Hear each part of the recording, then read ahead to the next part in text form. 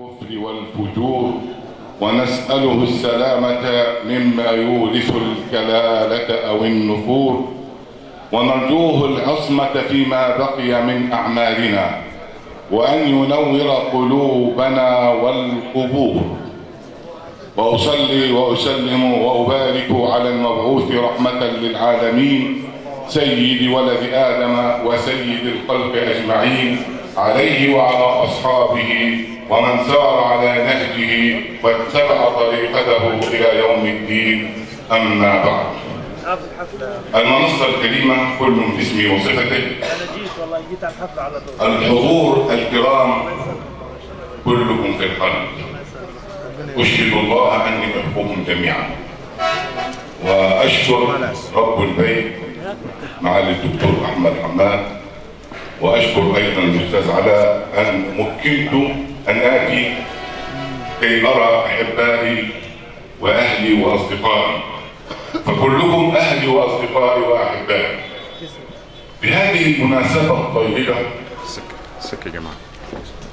وهي بلوغ الأستاذ علاء سن التقاعد أولا، وقدوم شهر رمضان ثانيا، الذي قال عنه الحبيب صلى الله عليه وسلم: أتاكم شهر رمضان شهر بركة يغشاكم الله فيه فينزل الرحمة ويحط الخطايا ويباهي بكم الملائكة وينظر فيه إلى تنافسكم في الخير، فأروا الله من أنفسكم خيرا، فإن الشقي من حرم فيه رحمة الله. فالله أسأل أن يرحمنا جميعا وأن يتقبل منا صالح الأعمال. أما عن الأستاذ علاء،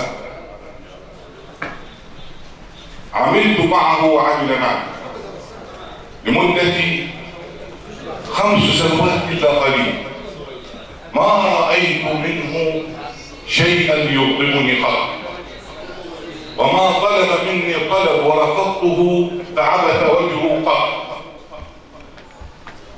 إلا أنه دائما بشوش الوجه، قد يأتي للمكتب ويطلب طلب معين أقول له لا، وأنا أطلب منه طلب في أسرع وقت ممكن أن ينتهي هذا الطلب، وإن دل هذا فإنما يدل على إخلاصه وعلى تفانيه في العمل، ودل على ذلك هذا الجمع الطيب الذي الذي جئنا جميعا لكي نحتفي به، وهو لم يبلغ سن التقاعد فهو في القلب دائما ومعنا دائما. الله أسأل أن يوفقه إلى من يحب ويرضى، وأن يجعل جمعنا هذا جمعا مرحوما، وأن يجعل تفرقنا من بعد تفرقا معصوما، ولا يجعل فينا ولا من بيننا شقيا ولا محروما. وأشكركم على حسن استماعكم، والسلام عليكم ورحمة الله وبركاته. نشكر فضيلة الدكتور محمد حسنين على هذه الكلمة الطيبة.